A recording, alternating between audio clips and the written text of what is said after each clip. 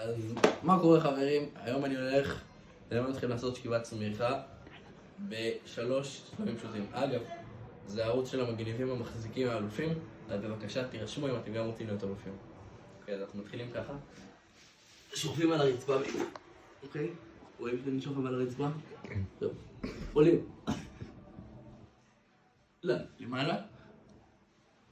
כמו שאתם רואים אני אחרי אימון, אבל אתם תעשו את המובית שלכם.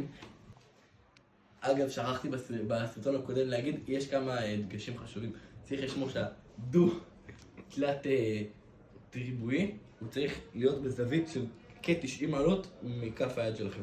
מה זה אומר? זה אומר שהבטן שלכם מקובצת לכיוון השכיבת צמיחה. זאת אומרת שאם אתם לא עושים את השכיבת צמיחה, אתם צריכים להגיע למצב כזה, ואז הדו שקרי שלכם מתפצלח, אתם מבינים? אני רק מזכיר חברים לא לעשות סאבסקרייב ולייק, כפתון.